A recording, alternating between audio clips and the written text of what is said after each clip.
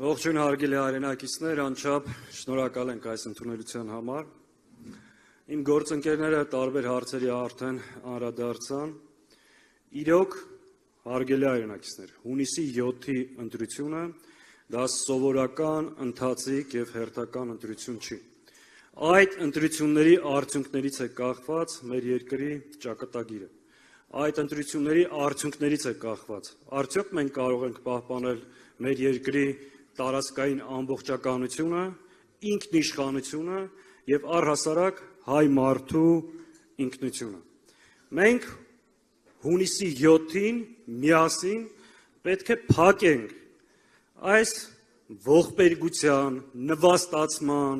զիջումների, պառակտման եւ ատելության էջը։ Եվ դրա համար ընդհանրապես Հայաստանի Հանրապետության քաղաքացիներից կախված է 3 գործողություն։ Նախ առաջինը գնալ ընտրության, երկրորդը մերժել այս չարիքի իշխանությանը եւ երրորդը ընտրել ընդդիմադիր ուժերից որևէ մեկի։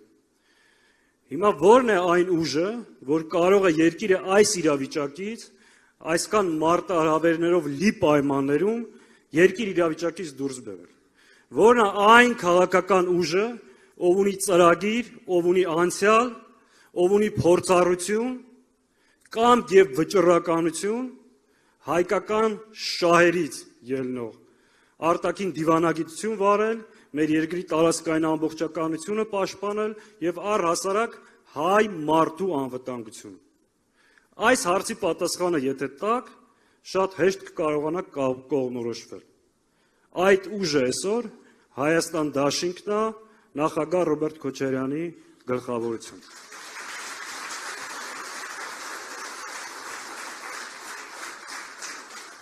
Ժողովուրդ, այս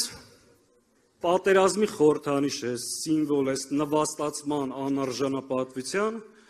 առավոտից իրիկուն վայնասունը գցվում է, թե ինքը իբր խաղաղության մարմնավորումն է, մենք էլ պատերազմի ուժն ենք։ Իրականում պատերազմի ողբերգության խորհրդանիշը անձամբ Նիկոլ Փաշինյանն է, ով իր կառավարման տարիների մեծ մասը անընդհատ բերել է պատերազմներ։ Հիմա այնքան է ցինիկացել եւ լկտիացել, որ ասում է ես որևէ մի միլիմետր տարածք չեմ զիջել։ 12500 քառակուսի, 12500 կիլոմետր քառակուսի տարածք զիջած Արցախը Ալիևի հետ համատեղ հայաթափած անձը նման հայտարարություններ է անում։ Նույնիսկ իր կրծքին կպցրած Հայաստանի Հանրապետության քարտեզը, նույնիսկ այդ քարտեզի վրա ինքը ամբողջական իշխանություն չունի։ Նույնիսկ կտեղից էլ շուրջ 200 կիլոմետր քառակուսի այս պահին հանձնել է Ադրբեջանին եւ գտնվում է Ադրբեջանի հսկողության տակ։ Այս է այս մարդ։ Եվ ամենակարևորը, երբ որ ասում եմ, ինչի չպետք է ընտրել Նիկոլ Փաշինյանին։ Ինքը 21 թվականին այս նույն խոստումները մեր ժողովրդին տվել է։ Այս նույն խաղաղության թեզը, որ գալու եմ 21 թվականին էր ասում, չէ, խաղաղության դարաշրջան բացեմ, ասել է։ Դրանից հետո ինչ է տեղի ունեցել։ 22 թիվ սեպտեմբերյան պատերազմ, երբ որ Ադրբեջանի զորքերը հայտնվեցին Հայաստանի տարածքում, ունեցան 200-ից ավելի զոհ, եւ 23 թվական Արցախի հայաթափում, էթնիկ զտում, ըստ էության ցեղասպանություն։ Մենք գաղթի ճանապարհին 60 մարդ է մահացել։ Հիմա այս մարդը ինչ իրավունք ունի խոսելու խաղաղությունից, կրկին ժողովրդին խափի, վերարտադրվի ու գնա նոր զիջումներ։ Ժորժ ջան, ինչ ենք մենք առաջարկում։ Մենք առաջարկում ենք կառուցել անվտանգ եւ մրցունակ Հայաստան։ Մենք ասում ենք, կարող ենք եւ ի վիճակի ենք մեր երկրին բերել կայունություն, անվտանգություն եւ զարգացում։ Այսօր կայունությունը անհրաժեշտություն է, այսօր մարդիկ զզվել են այս քաոսից, այս բարդակից, այս ատելության մթնոլորտից։ Մենք ասում ենք կարող ենք երկրի սահմաններում բերել կայունություն, արտաքին քաղաքականության մեջ բերել կայունություն,